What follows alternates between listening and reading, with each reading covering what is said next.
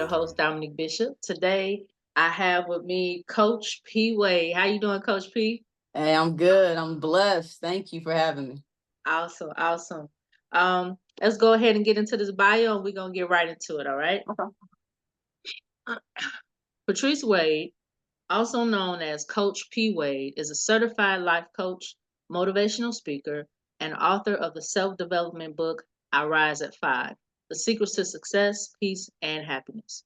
With a background in corporate leadership, sales training, and cultural transformation at Fortune 500 companies, Patrice empowers individuals to rise above mediocrity by embracing discipline, self awareness, and daily habits that fuel greatness.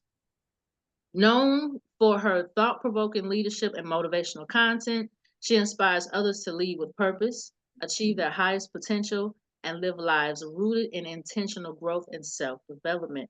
Patrice is also the host of the weekly podcast Running Plays with Coach P. Wade, where she engages her audience on topics ranging from personal development to overcoming life's challenges. Again, welcome to Mantle Motivations, Coach P. Thank you. Wade.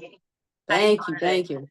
Man, I'm good. I feel great. I'm excited to be here and, just do this. Like, being able to get the messages out to more people, so that's a great thing. That's what's up. And just a quick introduction. I'm gonna tell people how we met. Actually, I was following you on TikTok, Okay. and I was liking the vibe. I was loving the message, and I was feeling it. And I was like, let me hit her up. Let me message her up real quick to see what's Yeah. up. So from then we started talking and talking about collaborating, and look at here we are now. Here we are. I love that, like, you reached out because a lot of people don't do that. I do that as well. I reach out to people. Yeah, Because even though it's social media, you never know. Like, we realize we live in the same area, like, that's right. so it's not like we're across the world, but even so, you can still build connections, build relationships like that. So I Yeah. think that's huge. I love it. I love it. And I love the fact that you were open to it too, because some people be like, I don't know you like that. Right, right. No, I'm the But type. I've met people online. Then I go have brunch with them, and you're probably number 5 or 6 this year. that's what's So up. That's what's up. I love yeah, it. Um, oh, so we're gonna go ahead and get into the interview. So I know last Tuesday, you did a live on TikTok. yeah. And what's the name of the live again? The live on TikTok was Talk It Out Tuesdays, and that's something I want to keep going on Tuesdays, where we just talking about different life situations, challenges. So Oh, so yeah, so it was Talk It Out Tuesdays with Coach P.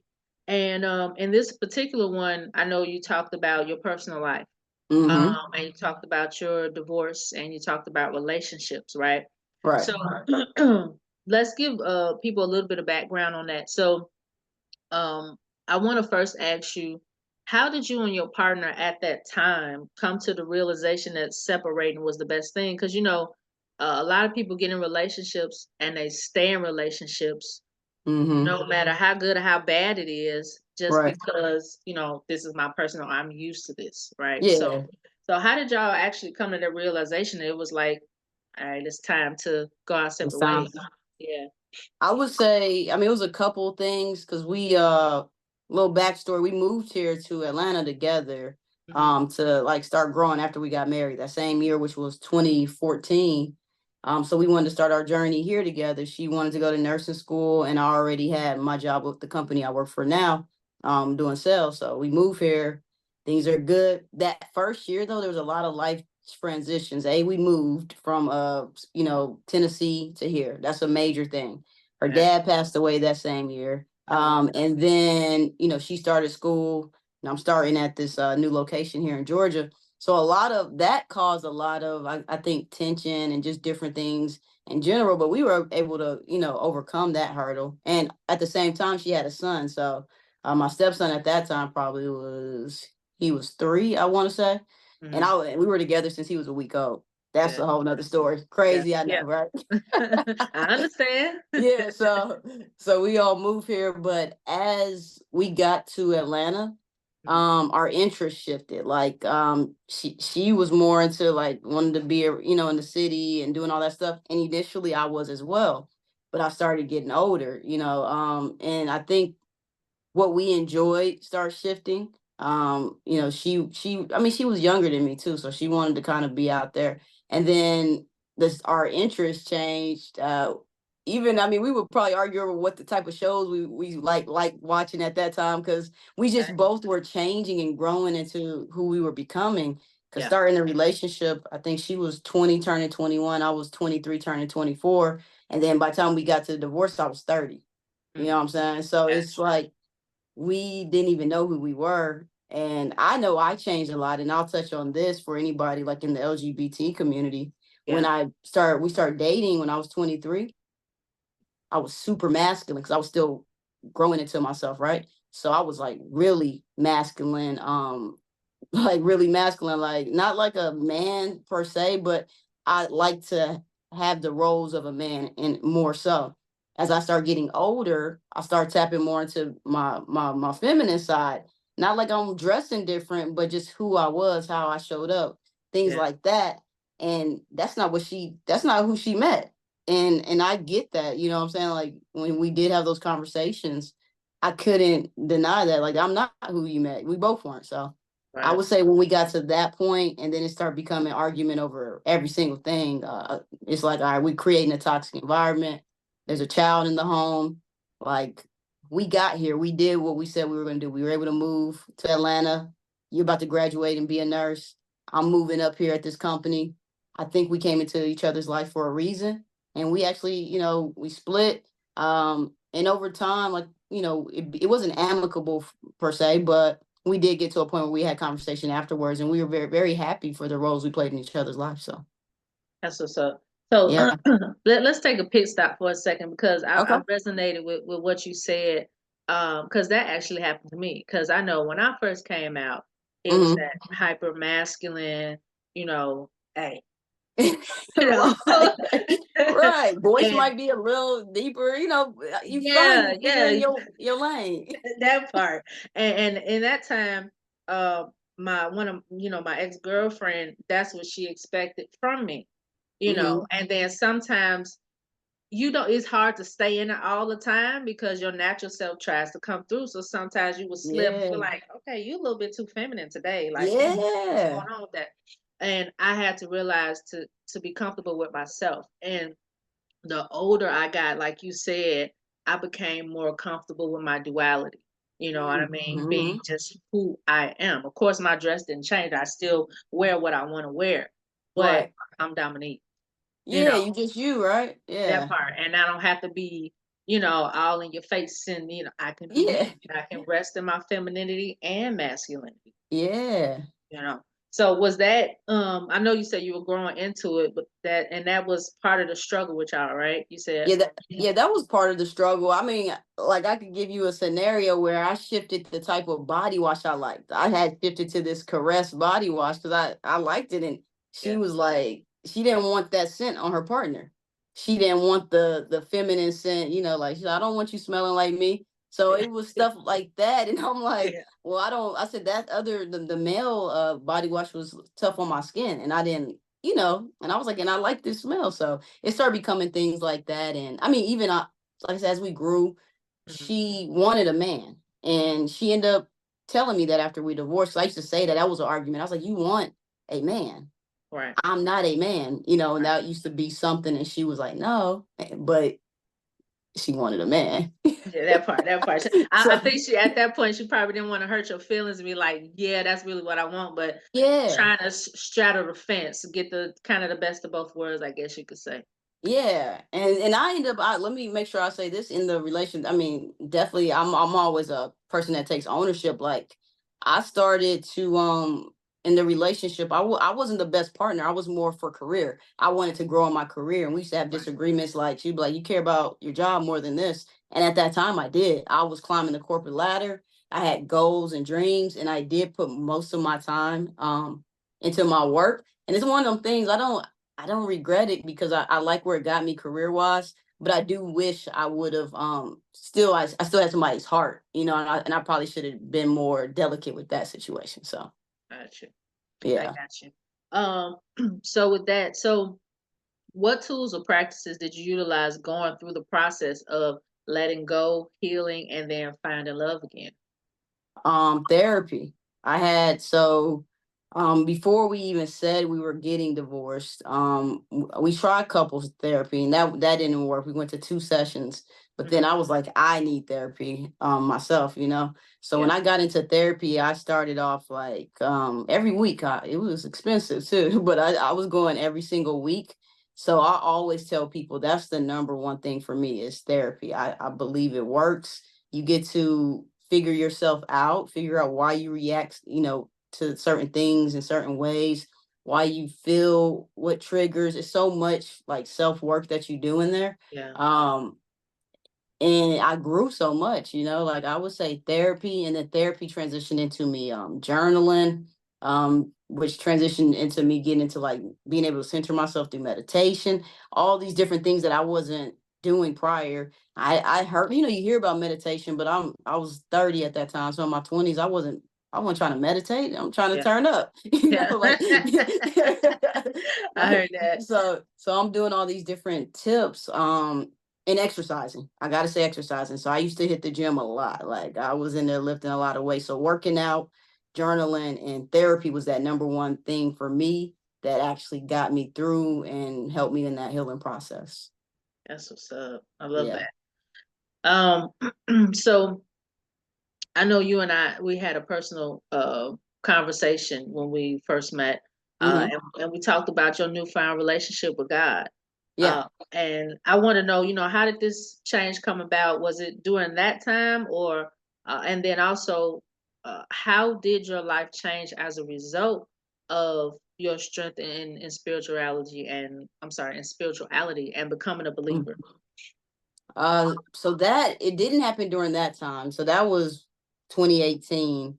So Hmm. we gonna fast forward to 2023, where I had a relationship that ended, or 2022, where I had a relationship that ended. My bad, and that was a really difficult time for me. I mean, I went through a depression, different Yeah. things like that, to where I tapped out. Like, so like 20 last year, 2023, I wasn't even on social the whole year. Like I didn't have a social platform. Um, I was kind of, I don't know if it was in hiding, because I just felt like I just had another failed relationship. And you present the person to the world on your social platforms. They meet the parents, all this stuff. So, and it's just grieving the loss. I went through a difficult time. And that person had kids. The attachment to that, I had to release that, right, and heal. Yeah. So going through that last year and going kind of getting back into therapy and unpacking a lot of things, I don't feel like I could have. It was like yes, I've had these tools, but I need something stronger. I needed something greater. And then I was in a new relationship, and who's my wife now, and she wanted me to start at least try the church. And I'm like, I don't really want to go to the church because I don't feel welcome. People look at me different ways, and she's like, maybe it's in your head. And I'm like, no, I've actually had situations Right. transpire. I'm not Yeah. creating these things. So I was like, That's but I'll real. try.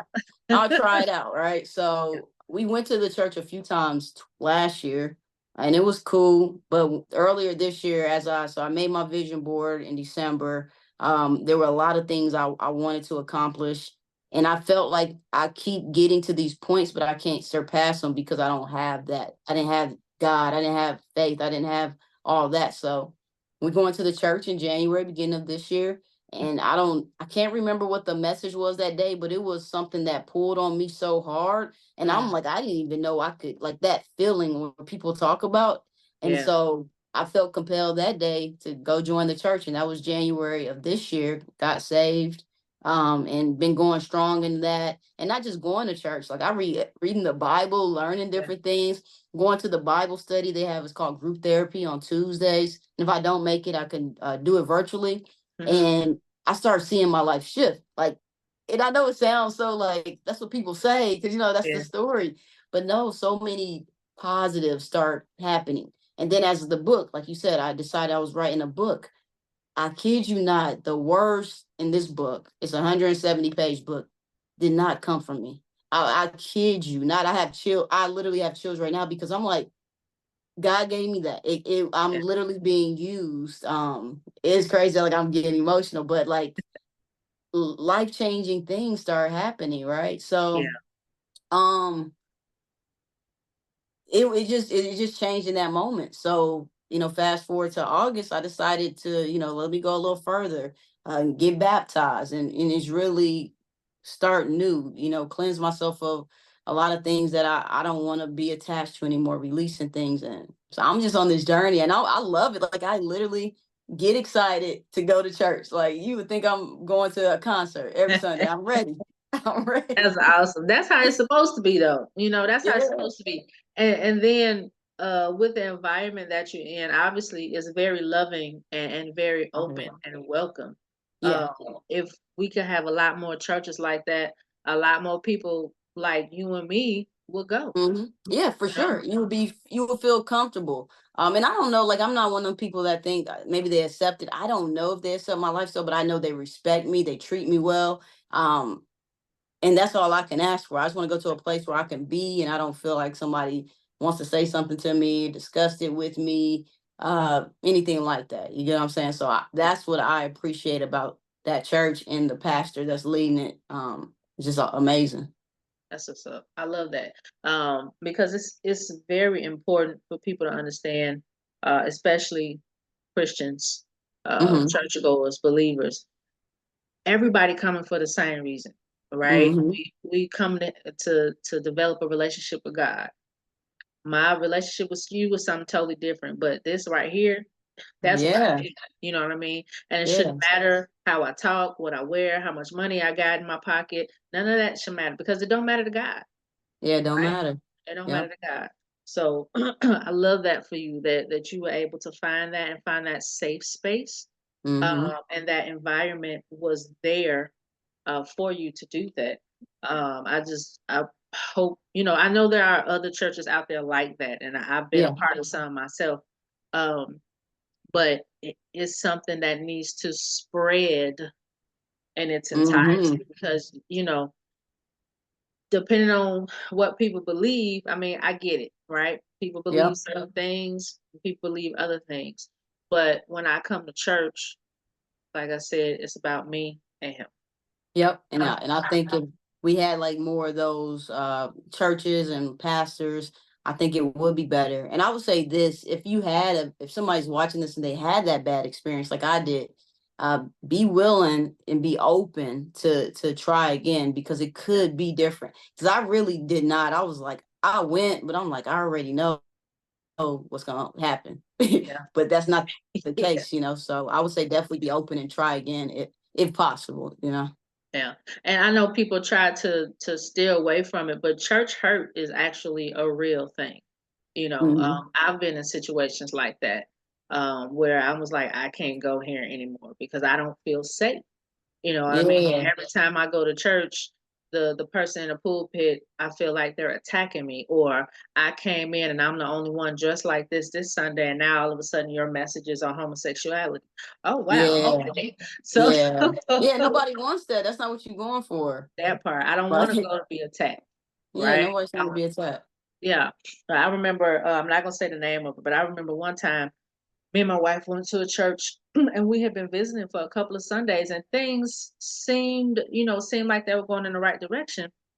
And I don't know, one Sunday he started getting up and talking about his daughter, and come to find out his daughter just recently came out, Mm. and she happened to be masculine identified. And he said, I had dinner with her and her mom, and I told her that, if I ever saw her wearing this and wearing that, it was gonna be, I was like, time to go. Oh yeah. Time to go. Yeah. I would have had to get up and just exit Time to go. Have to put immediately. the church finger up. All right, we'll see y'all. Yeah. You He know what I sound like mean? Boosie. That's what that sound like. Man, you know what I mean? So people have to be careful because I myself, I grew up in a church, and from what I was taught, everything you say and everything you do, you're gonna be held responsible for, right? Hmm. And when you're speaking on that microphone in front of all those people, right? Whatever you say that they pick up on, you're gonna be held responsible for. So you're gonna be held responsible for the love that they feel or the love that they don't feel, all of that. And people Hmm. don't, sometimes these pastors or ministers, evangelists, whatever, they don't think about that, right? Right. So it's all about love, man. It's all about love, It's and about love. a safe space and a loving environment for everyone to feel welcome to come to God. Yeah. Yeah, no, it's a good thing, and I'm happy, and I feel blessed that I was able to find a church like this. I really like, because I know it's not easy to find it, so I That know. part. Speaking of, I know you mentioned earlier today in one of your videos, you said you were going to a podcast. You want to talk about that? Oh yeah, so tomorrow, well, this probably be aired another time, but Jamal Bryant, who is my pastor, he has a podcast called Let's Be Clear, and he interviews a lot of different people, and a lot of people don't agree with some of the individuals he interviews. They don't understand, because of the person background. But he's about to interview Master P, and they're going to be talking about, I want to say a book Master P has, but also teaching Black individuals how to be successful in business.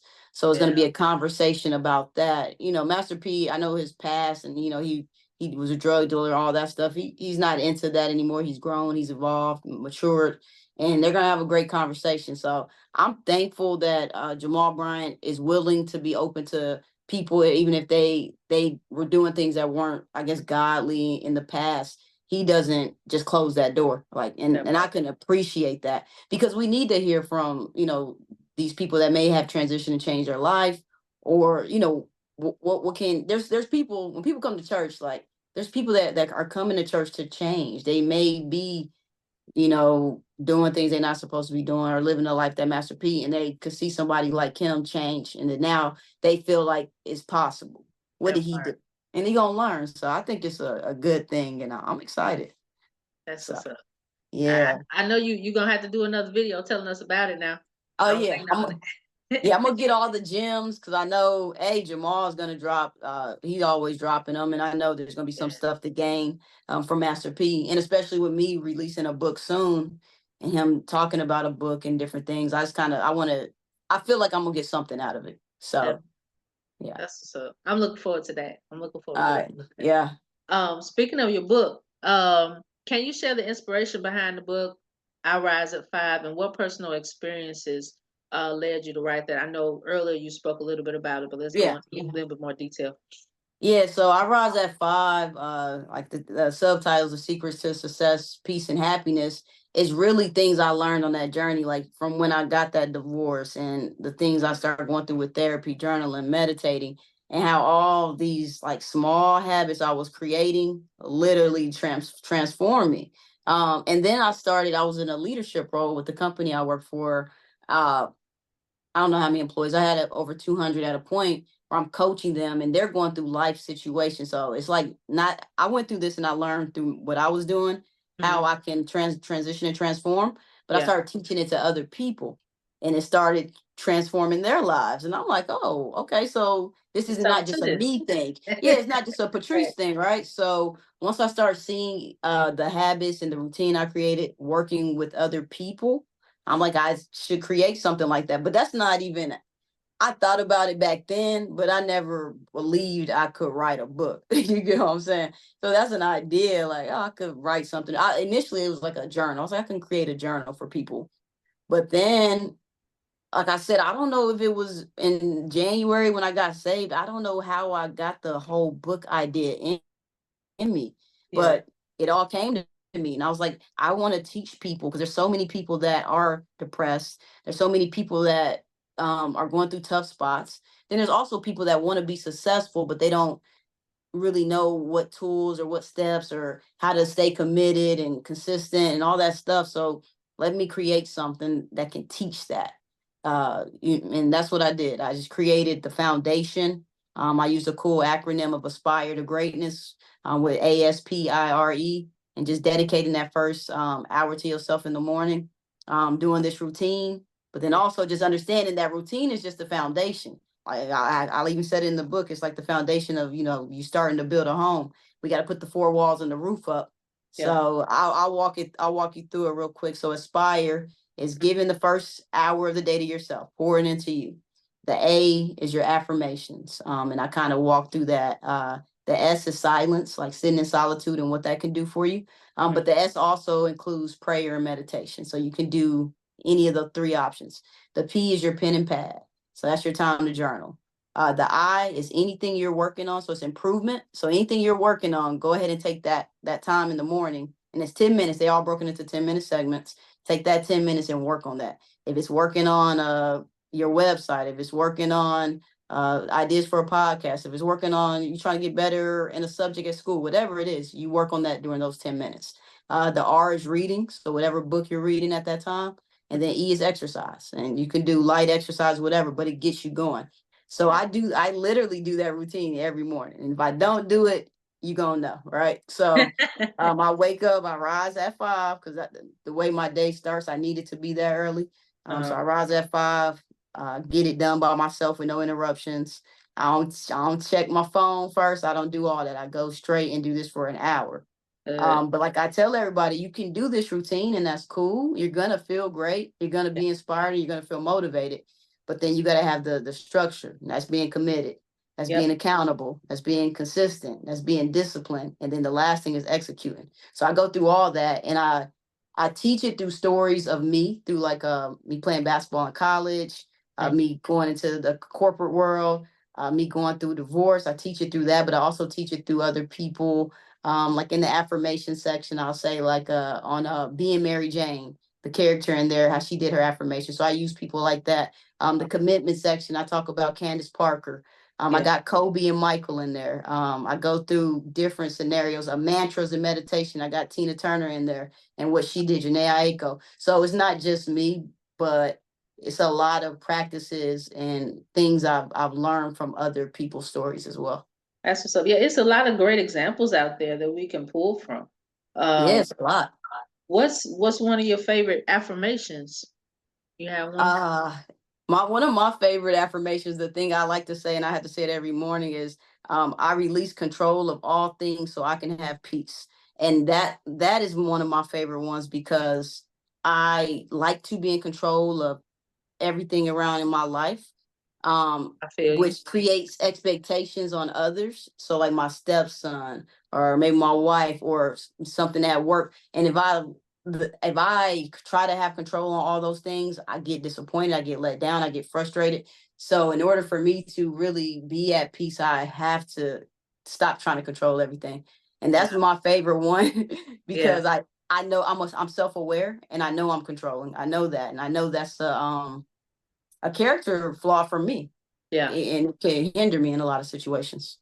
Yeah. I resonate with that too, because I I like to be able to know this and know that and be in control of this and be in control of that. That I might have to utilize that affirmation.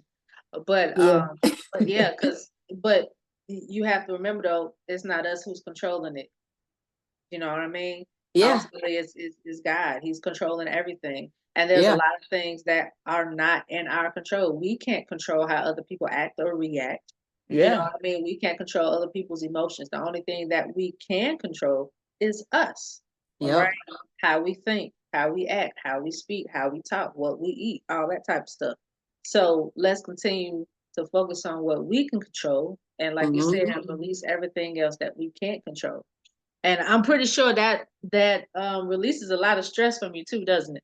Oh my God, it's the like when I start saying that, whenever really like, because I used to get so upset and frustrated, and because people don't think how I think they should think, and and that.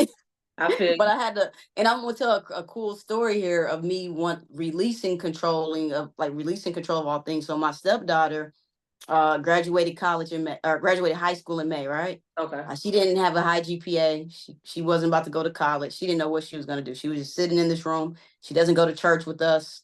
But the Sunday we were getting baptized, which was in August, we were like, we wanted her to come film it and vlog it. But then the control in me started getting, because she sometimes has negative energy. And I'm like, do I really want that? And then I was about to change my mind on, because I asked her, but then I was like, do I really want that energy on the day I get baptized? Do I want her negative energy? My wife was like, just let it flow. And I was like, because I was about to say, actually, you don't have to come. Like, I was like, they're going to have a lot of videographers there, photography, but I let it go, right?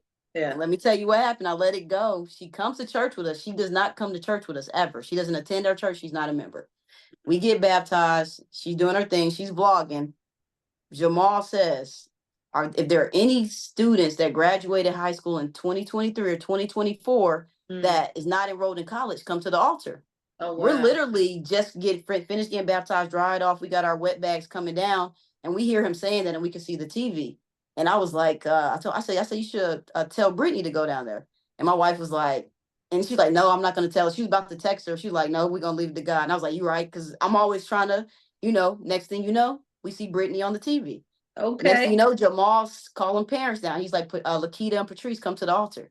We come to the altar. This is a true story. Yeah. We come to the altar. She graduated high school with a 1.89. And she probably tired of us telling the world that, but she did. It's the facts.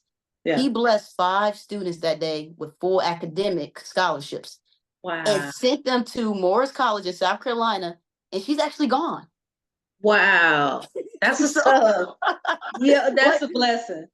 And that's all be like, and I'm not saying I say it's because a lot of things, what we're connected to, we got into this church in January. Yeah. We released control that day. It did bring me peace when I like let it go. I wasn't worried about her energy. I wasn't worried about it. But then she got a full academic scholarship because God is working. And that's one of those things where if people want an example, that's an example. That's like she's literally in college. Yeah. That's a perfect example. That's awesome. Went from not coming to church to going that one day and then getting all of that.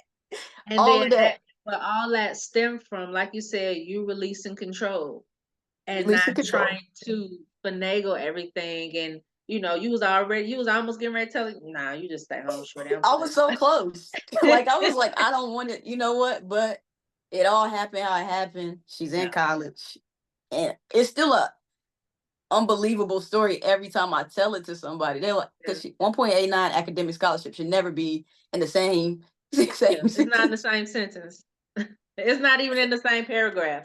It's not right. No, oh man, that's truly a blessing. I love that for y'all. I really do, and I love that for her. Is she enjoying herself in college? Oh my gosh, she loves it. She loves it. It's a HBCU. It's never even anything she could dream. Like she didn't dream of it, imagine it, like nothing. She's there, and it's everything she wanted it to be. She's having a great experience. She don't got a 1.89. She doing good at school. So good. All right, y'all can leave her alone now. Y'all can stop saying that, right? But you got to say that in the story. You can't tell the story. That's part of the testimony, right? That's the beautiful part. The beautiful part about a testimony is that it don't end bad. It always ends right.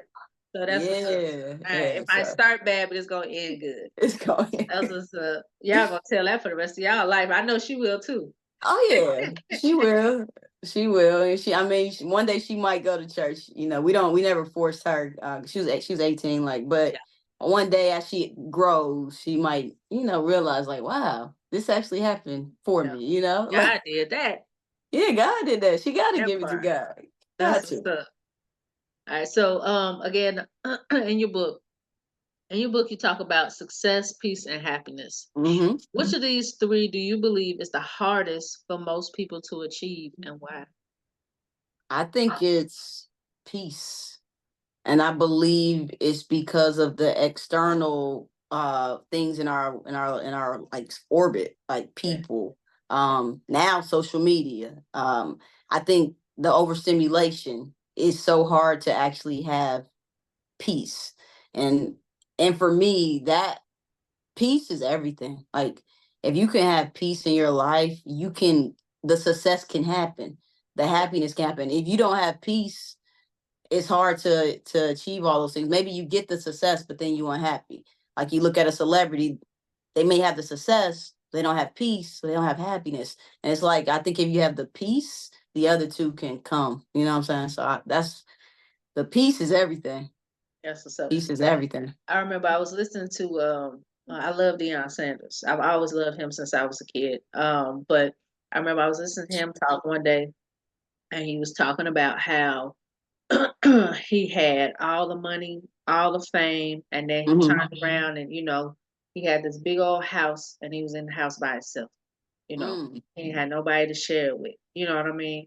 And that goes right along with what you're talking about. You can have everything that you want, but at the same time, nothing you need. Yes. So having peace takes care of all of that. You have your wants and you have your needs, right? Yeah, no, I agree. Yeah.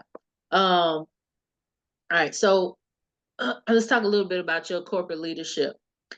So how did your background in corporate leadership and sales training influence the way that you coach individuals to pursue personal growth? It influenced it because it gave me the opportunity to be around a lot of different personalities, a lot of different backgrounds. So I was able to learn people, like literally. Like I didn't go to college like for psychology, but during that time, and I've been in leadership for a while. You can learn like the psychological things that come along with people and the backgrounds and the whys, and you start putting it all together. So I would say having so many individuals under me, so many circumstances, situations, personality types, all of that led me to be able to have a better understanding of people. Now, like I was saying, I didn't go to school for psychology, but it is something that now I'm actually considering in the future to do that, so I can get more knowledge on it. I'm reading a lot of books on it right now, so I am more prepared to help people in that lane, but I do probably want to go ahead and get the degree behind it as well. I So got you. So yeah. what do you think makes somebody a good manager or a good supervisor of people? Having self-awareness. Mhm. So if you're, because what happens with a lot of leaders is when they don't have it, they have a lot of blind spots. And you can, and I talk about this in my book at a time where I wasn't a good leader. Yeah. I lacked self-awareness, and yes, I was good at getting the numbers, but since I lacked self awareness, the way I was coaching and being so direct and stern with my people, I was creating a terrible culture. And even when people told me, I was defensive. I deflected it. I couldn't hear it, Yeah. and that stemmed from a lot of different reasons. But when I became self aware and I was honest with myself about my leadership abilities, like, yeah, you're getting the numbers, but how are you treating people, and just really taking in like the stuff they were saying, Yeah. I I I became a great leader. You know what I'm saying? I was a manager, but then I became a real leader. Because leading a team is not just about the numbers. Like you really are, like these are people going through everyday life, having to come to this job 40 hours a week Yeah. while having a bad relationship at home, while their kids are acting out of control, while somebody just passed away, like, and they still have to come give you 40 hours. And if you can't empathize with that, if you can't try to assist them, and care through those type of situations, because they are real people. Mm. They're not just like in my head, like, because I used to play so many simulation games as a kid, The Sims, Roller Coaster Tycoon, Yeah. Theme Hospital. I think I like I said, I'm a control. I'm like, okay, if I do this number will go up. We're gonna do this. But these are real people. They're not characters Right. in my game. And Right. I initially, I know that sounds like a crazy No, thing I to say, understand. but they're not characters, Patrice. Like these are Right. people with real life going on. And I think me being self-aware of the destruction I was doing, and I think any leader, if they can just maybe have like a start, stop, continue, where you listen to your team and actually take in that feedback, Mhm. even maybe talking to people in your life, like, because how you are in life is probably how you're going to lead as well. So you can get it from the information from your family, your friends, Yeah. if they decide to be real with you. Yeah. So That, yeah. that and that's good because I mean corporate America, not just corporate America, but wherever you go, there are a lot of supervisors and managers who manage like that. Like they might be good at managing the job, like you said, being numbers Mhm. driven. But then Mhm. when it comes to actual dealing with actual human beings and tending to them, Yeah. it's nothing there. Yeah, and They that's not expect okay. everybody to be on automatic, and you can't be on automatic You can't be automatic. Somebody all the told time. me, somebody told me, not like this is real. They was like, we can't be a robot like you, Patrice. Like somebody told me that, and I'm like, like, and I Yeah, am like, because I'm so routine. I'm so yeah, and I understand things, but I have to remember everybody don't think like me. I think the way I think because of my experiences I've been through in life. I have a mhm, different work ethic because of my athletic background. Like it's a lot of things that shaped me that this person didn't get. So okay, they don't have that, so how can I help them in that area? Mm. And initially I wasn't saying it like that. That part. How did they react to the change at first? So the change didn't come until I got promoted to, like, I was a leader of sales store, right? So Uh-huh. I had a store. I brought this medium-sized store to be in the top store in our whole market. So That's they good. was like, "Oh, Patrice is good." So I got promoted to a bigger store, the second busiest in the state of Georgia. And I went there with the same attitude I had at that first store, which wasn't a good one. Right. So I didn't get it shifted into that second store, and I had some older employees. One, she could have been the age of one of my parents, a little older, and she had told me, like, you don't have to talk to me in that kind of tone. And that shook me, because I'm like, Right. what you mean? Like, what am I doing? Yeah, what Right. am I doing? But her, and it was another employee, they actually, I remember it was both of them in the office and talked to me about my approach. And I don't know if I was just in a better season of life. I heard them differently. I took that information, and it's crazy when I shifted the store. That store, like, the culture initially when I got there, they was on eggshells. I'm not gonna lie, because they heard about me. They heard how I was. So people talk. So I'm there. They on eggshells. It was like cold in there. Once I changed and I decided to have a different approach, and it honestly was more. It still was naturally me. I just, when I was a leader at the last store, I was going through my divorce. And I always say that sometimes people get in leadership roles, and if they're going through something, they may want to take a pause, or maybe not Yeah. even. I mean, I don't know what you can do, because I know the financial portion of it. You can't just like stop life, but maybe reconsider the role you're in. If you're Yeah. hurting, if you're depressed, and you're not in a good place in life, you probably shouldn't be leading people. Yeah. And I know that's a hard decision to make, but it may be good to go to an individual contributor role at that time. If I could ever go back during that time, because I know there's people that I did hurt before, like some of my employees, and this it's always going to be something I feel bad about, right? I deeply regret. Mhm. But I grew from it, so I'm glad for it. But I don't like that I had to hurt people as I was growing, and developing at the same time. So I got yeah. you. Speaking of discipline, what's the biggest misconception that people have about discipline, and how can they or reframe it to see it as a positive tool for growth? I would say the biggest misconception people probably have is that when you are disciplined, like, there's no room for failure. There's no room for you to do something that's not in that routine. You know what I'm saying? Like, if Yeah. you're, say you're on a fitness journey, and you're supposed to eat healthy, then somebody, maybe they don't eat healthy that day. They feel like they just failed and it's over and I can't do this. And then it starts going down a whole thing. Like, I think you have to give yourself grace and understand that you're a human being. Like, when you are creating a new way for yourself, like, while you're trying to be successful and grow, like, yeah, you're gonna be disciplined. Like, I'm disciplined to get up every morning at 5, right? Yeah. But like I tell you, there may be a day where I don't get up at 5. Maybe I had a busy weekend, or maybe I had a late night, whatever. I'm not gonna beat myself up, like, because I didn't get up at 5 and remain disciplined to that. I'm gonna give myself grace. I'm gonna tell myself you're human, and we're gonna restart this thing tomorrow. And that's it. That's what's up. So, real quick, I know you made a video, I think it was last week, Hmm. where you were talking about, because I know you just said it was sometimes you don't feel like getting up at 5 or what have you. Hmm. Made a video where you were getting ready to go to work. And at first you were kind of like, Uh, and then you got it together. All right. yeah. So let's talk about that process of people who may wake up with a negative attitude, or they just not feeling it in that Yeah. moment. You know what I mean? What are some things they can do to get them? I know you talked about Aspire, Hmm. but what are some other tools or things they can utilize to get them into that moment of That maybe moment. gratefulness, or get the train moving? Yeah, I got a couple things. So one is writing this affirmation. I don't have to, whatever it is, I don't have to go to work. I get to go to work. I don't have to work out. I get to work out, because what people don't realize, 150,000 people die every day. Yeah.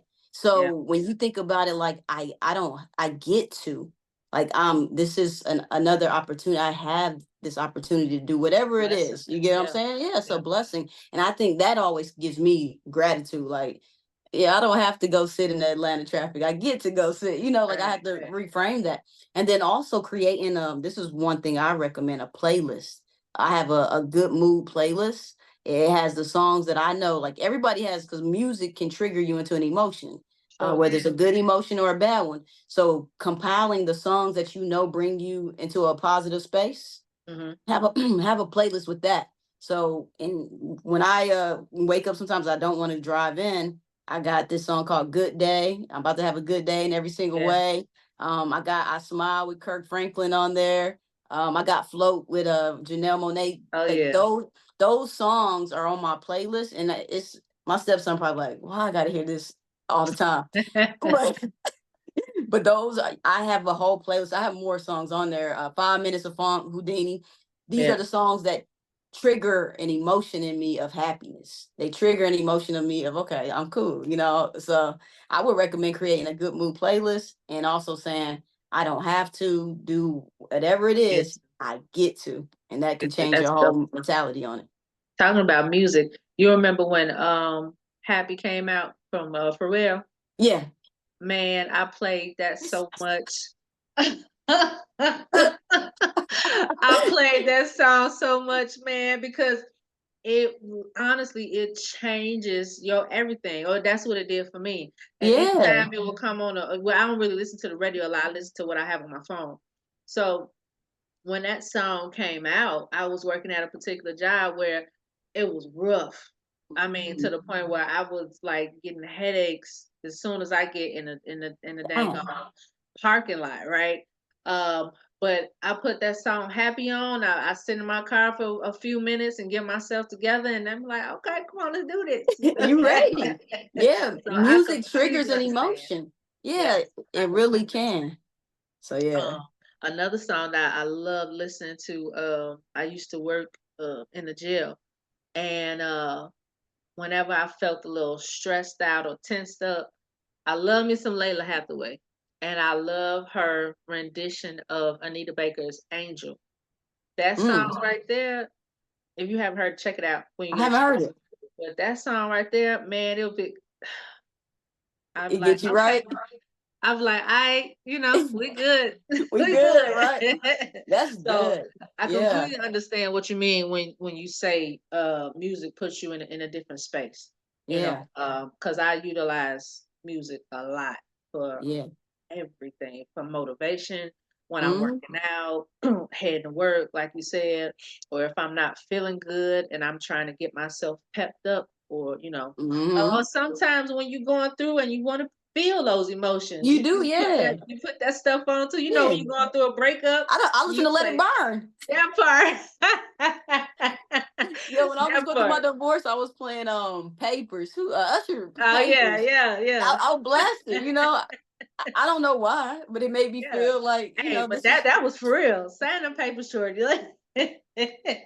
I used to play it. But yeah, music can trigger, and I'll touch on this too. It can trigger those positives, but like even for people that have kids, you have to be careful what they listen to. Like my stepson, he can't listen. I don't like him listening to music in the morning before school because the music choices he's gonna listen to are gonna put him in these spaces. You know what I'm Yeah, saying? And he's about to yeah, go to school like rah rah. Like nah. yeah. That's important though. I'm glad you brought that up because sometimes as adults, we so used to doing what we want to do. Mm-hmm. And we sometimes don't pay attention to the little ones around us. And kids are sponges. I mean, Sponges. sponges. They pick up on anything and everything.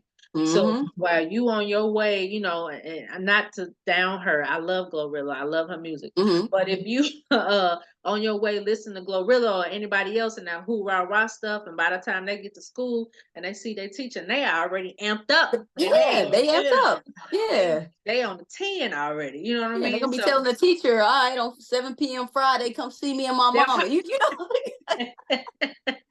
that part, no, that like part. real talk, like what the kids listen to, that's important. Like this morning, my stepson, he's a freshman in high school, just to say.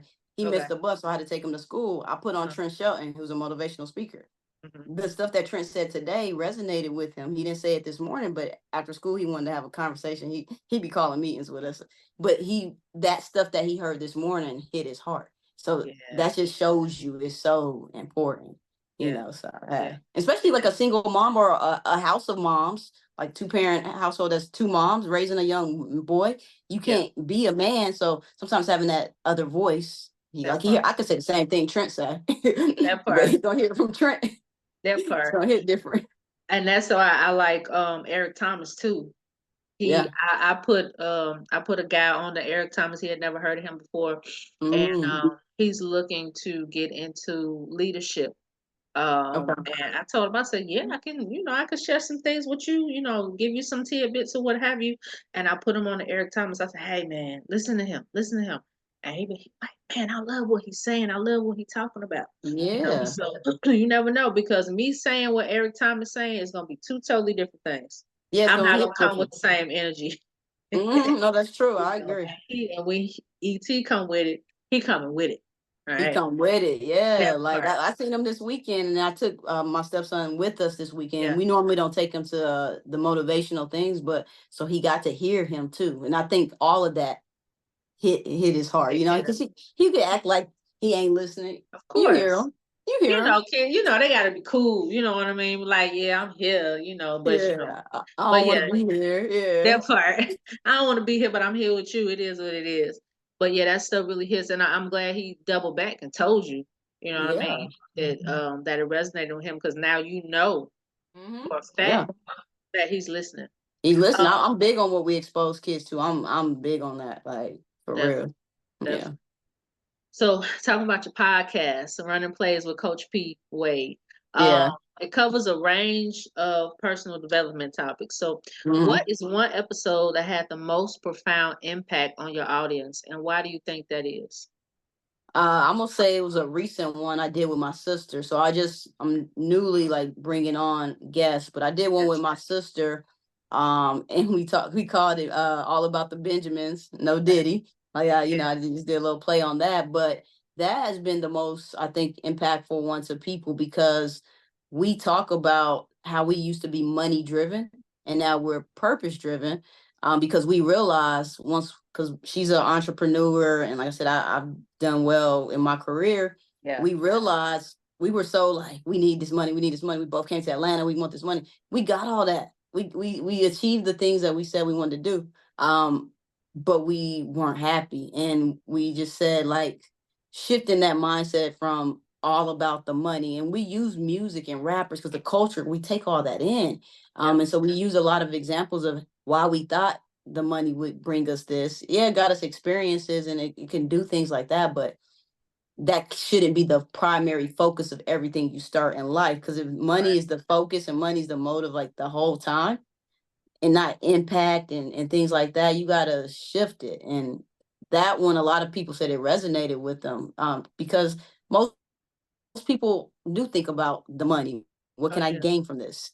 Versus Hustle what impact culture. can I make from this? You know what I'm saying? Yeah, that's what Yeah. we have. And especially like in a city like Atlanta, that's year round it all the time. So that was probably I think the most impactful episode. I enjoyed it. And I'm gonna speak more. I like to speak on financial literacy. I don't have the community, like a lot of people that are following me right now are people that may be in hard spots or that's looking for success, because those are the type of messages I put out. Yeah. But financial literacy is something I want to speak on and trying to help our community understand that more. It's like I before I wrote this book, I was starting another book called, and I could say it. I messed up my 20s in my 20s, but I Hmm. used the F word, but I blank it Yeah. out, and it's a double entendre on the 20s because I blew $500,000 in my 20s. When I Mm. turned 30, I was still Yeah. waiting on my next check. And I learned so much from Yeah. that. And I want to teach people like the basics of the finances because online, we have a lot of people teaching it, but I think they start here when they need to start here. They start Yeah. in here and they talking about a lot of stuff people can't even understand when Yeah. we need to just be talking about even the basics of a savings account where Yes. I talk to people and they say they've got a regular savings account. And I'm like, so you losing money like that. If you're going to have a savings, have a high yield savings account where you can gain Yep. compound interest monthly.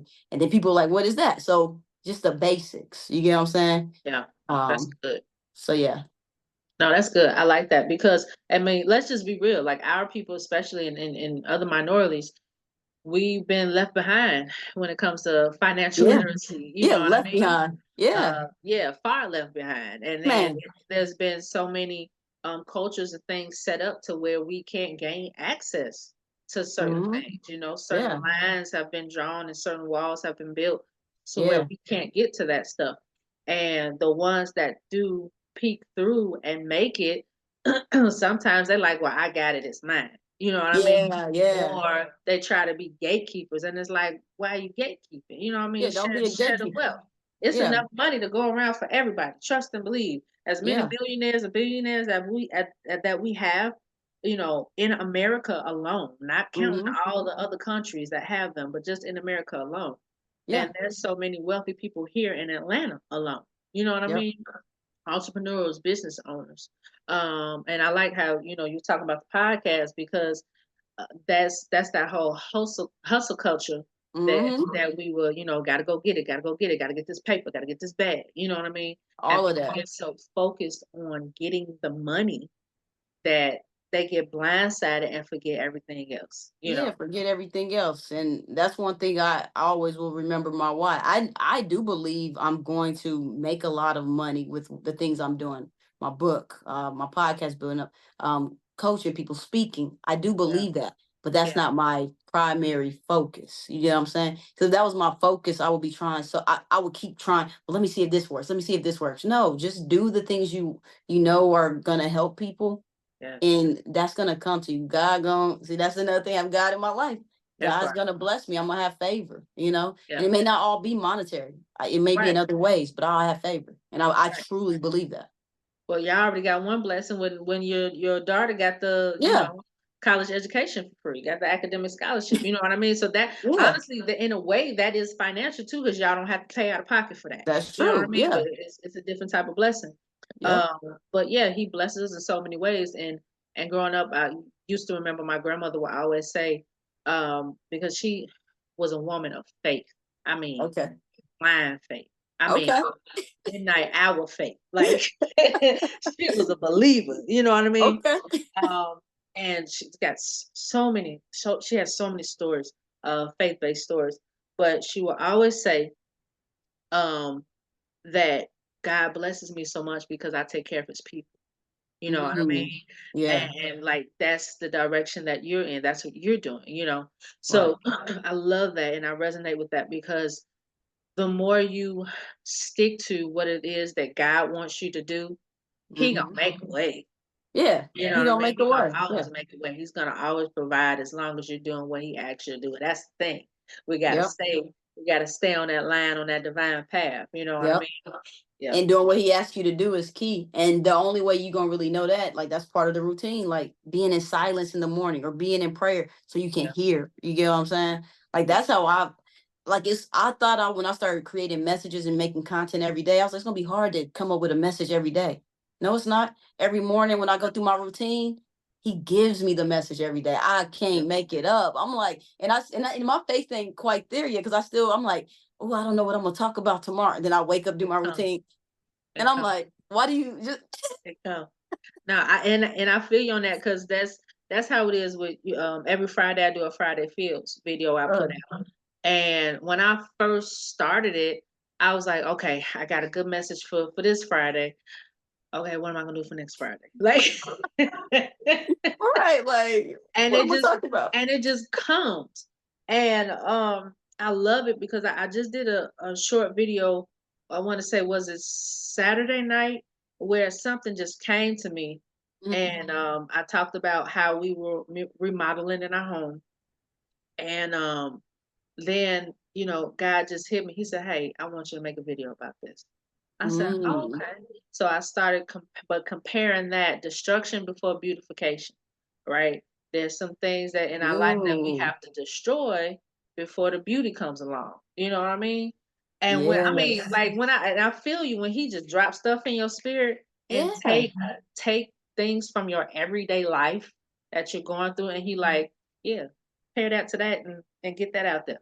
Yep, get it out there. Yeah, Yep. everything. And it's crazy how it comes together, but I'm still working on like having like that blind faith like your grandma. Like I'm new. I believe, but then there are times where I do that doubt kind of creeps up, and I'm still working through all that. I'm still human. Don't I'm worry, working I'm through still working on it too. it. So yeah, I saw it and I'm still working on it, but it's different because I'm working on it for myself. yeah. It's one thing to see it and be a part of it or hear about it, a part of it, but to actually live that thing. And you're Mhm. like, okay, God, like, all right. Right, right. Ain't Yeah. gonna happen. But that goes back to what we said earlier about trying to be in control of everything. We release control Yep. and give it to him. Calm down, relax, sit back, and let him Yep. do it. He got it. He He got it. got it. He do. I believe it. That part. Um, right. So motivational speaking. All right. So as Mm-hmm. motivational speaker, how do you craft messages? And I think we just spoke a little bit about Mm-hmm. this, but Yep. how do you craft messages that resonate with such diverse audiences across different industries and stages of life? So utilizing is what you just said, utilizing things that are happening in your life and being able to craft a message so it can be relatable. So one of my favorite speakers is Inky Johnson, and he taught at a conference about storytelling and how everything that you experience, write it down. It could be if you watch a movie, go into that movie with an intention of what's the message behind the movie. So then you can teach that you can create that into a message and teach from it. So That's so everything I do now, when I say everything, yeah, is I have an intention behind it. What did I gain from that? Everything you're going to gain something from, but unless you yeah. think about it like that, you're not going into it like that. So when I sit down and watch something or going through my day, if I'm in traffic, whatever I go through, I'm like intentionally like, okay, that could be something people relate to. And the cool thing is, because I used to create music, I'm good with my creativities there on building it out. Okay. And I can tie whatever I'm talking about to something real. Like the recently I had a message about Mario and how when you get to Bowser, that's the final place and that's where people celebrate because you won, right? And Yeah. but I use the Bowser message is how we don't see collecting the gold coins as a win. We don't see when you pass level 1 and go to these stages as success. We only clap for ourselves and celebrate ourselves when we beat Bowser. And how you don't gotta wait till you beat Bowser to say you're successful, to say you did it, to celebrate. So I That's like good. to, yeah, I like to think of, like I said, that's the creativity in me, to tie something that we're familiar with in life to the message and bring it back and tie it all together. So I love that. That's good because sometimes, like you said, we in that hustle culture and we trying to get to the bag of doing this or doing that, that we forget to celebrate the small things. yeah. You know what I mean?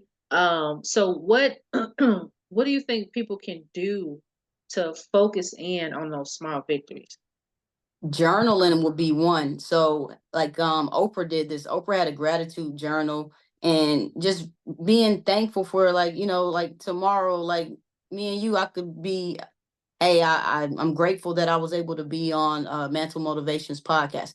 That's celebrating me being interviewed and having a successful discussion or impactful conversation with you, and just kind of journaling and keeping up with what happened the previous day. What were your wins from that day? What are you grateful for? What were some areas of opportunity? Like things like that. And I think that allows you to celebrate your success because then you go back and you look. I look at my journals.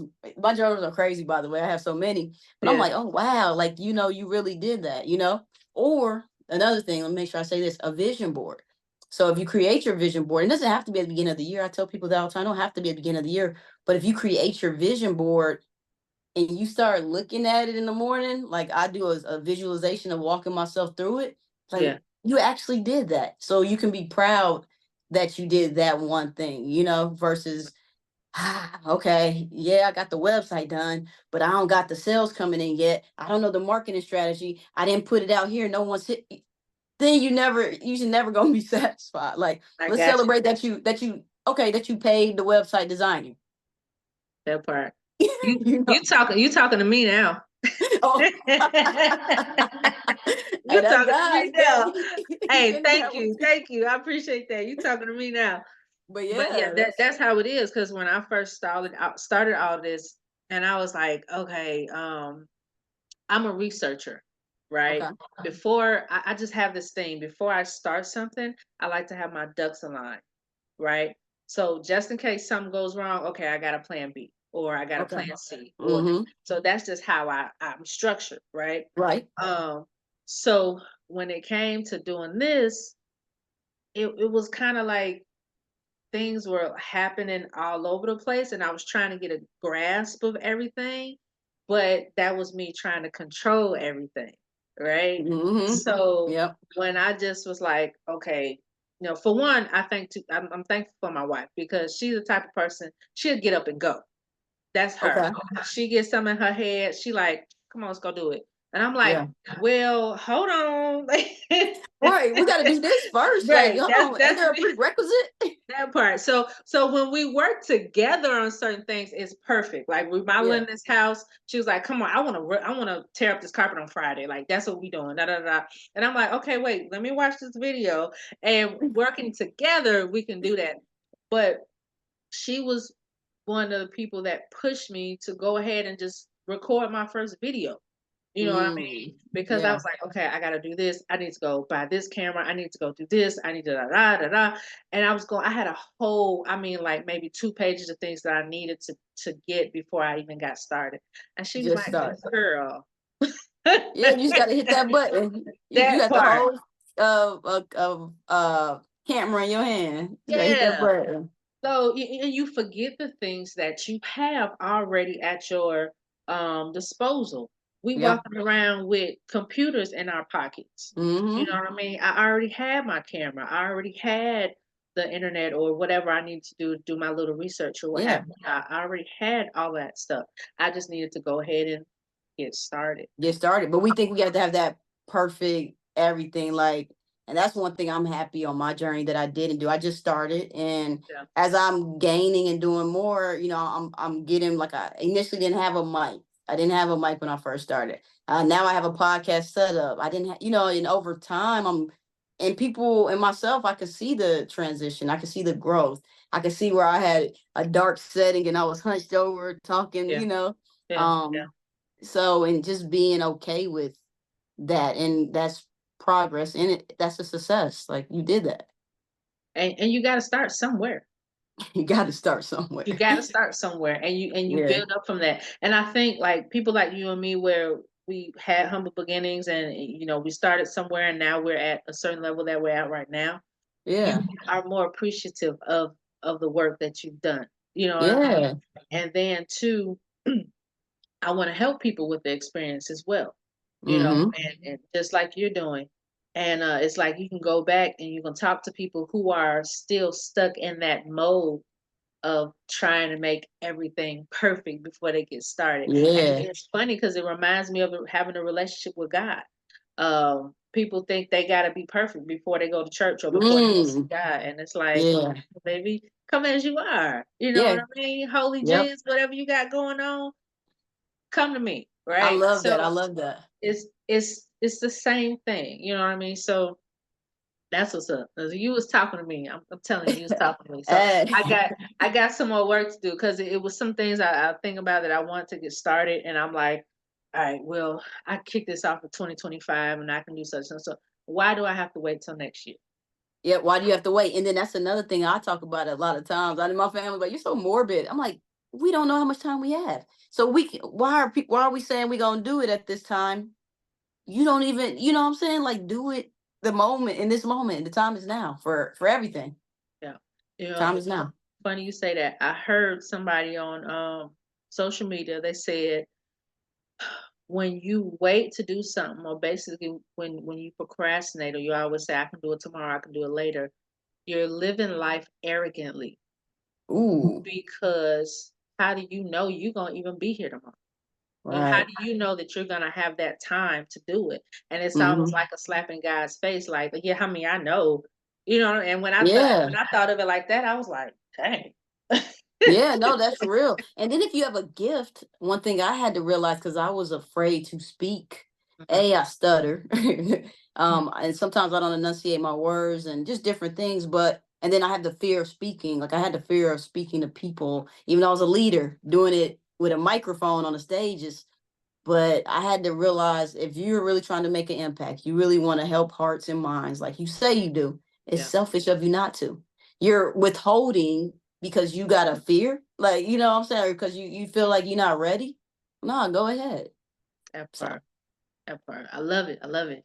All right. So, what has been the most rewarding experience in your coaching career so far, and how has it shaped your approach to life coaching? my most rewarding. I don't know if I have one that's just most rewarding. Um, if I say the most rewarding experience, it's not really coaching. I guess it's really it's parenting slash coaching.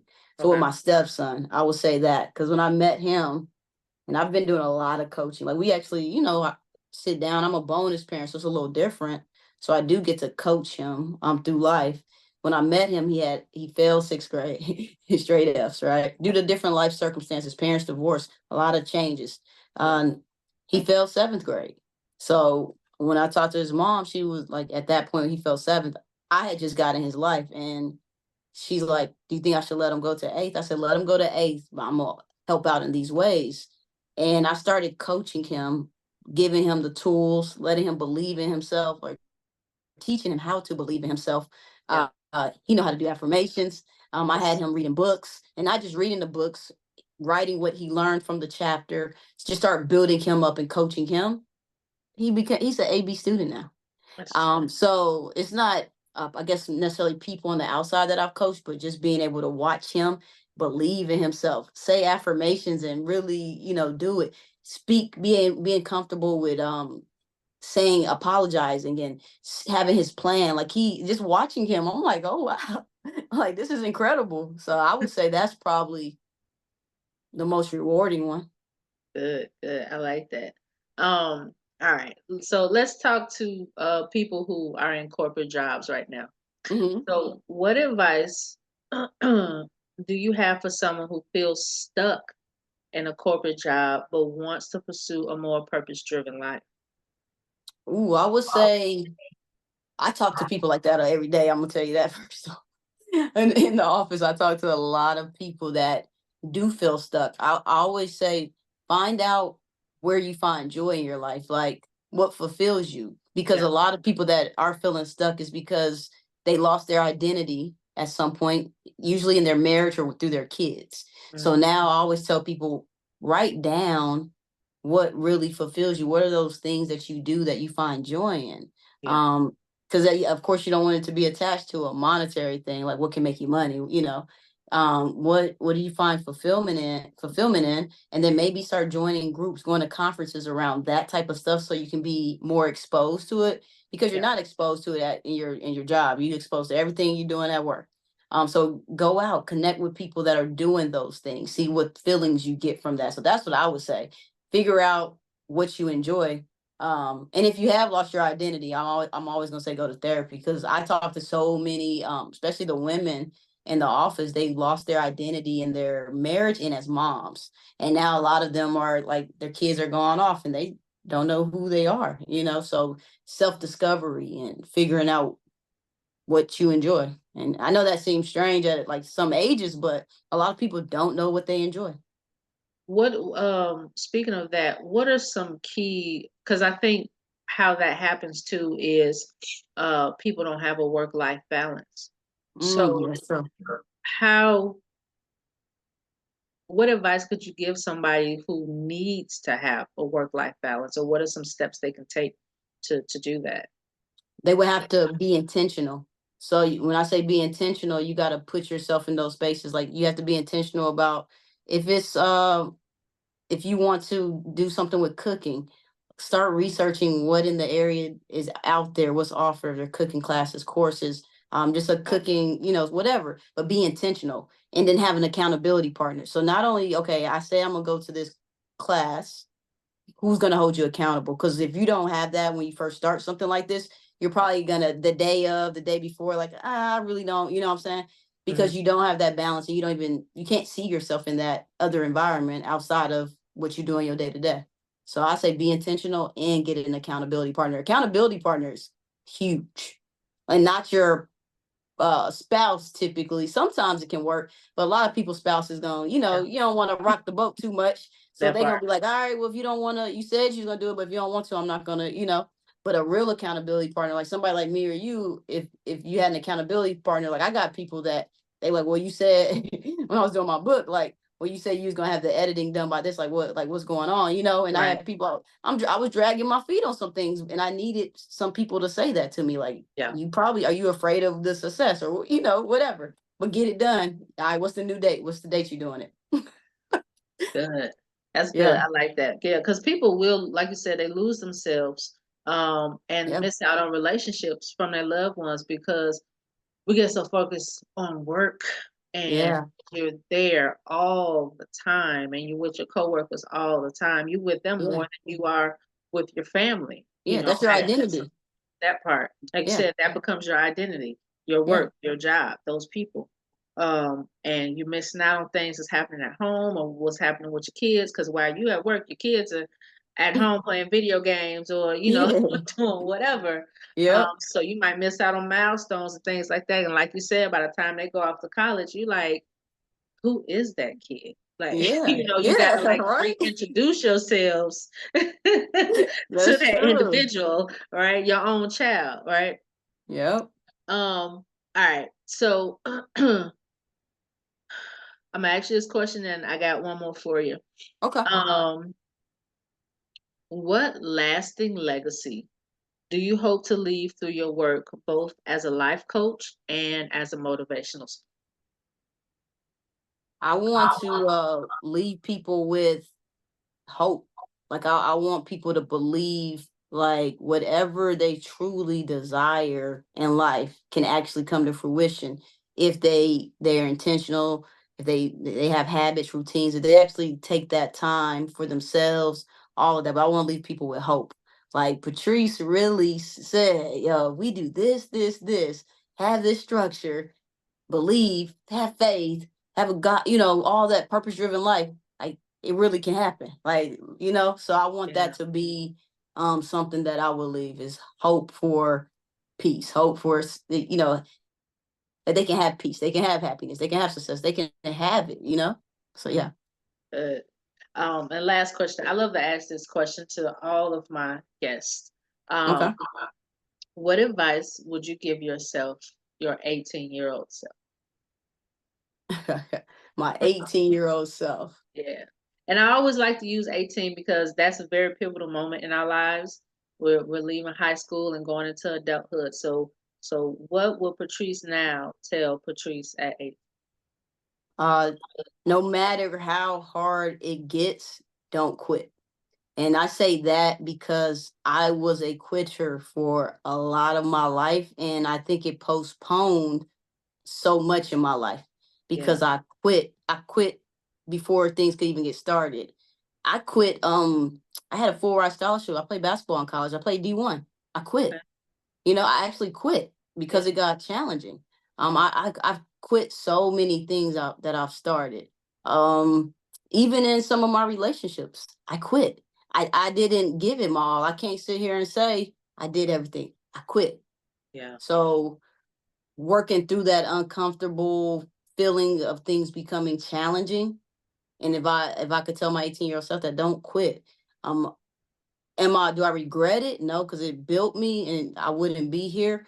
But I think if I didn't quit then, a lot of things could have transpired sooner. But I Yeah. am thankful for, my journey as well.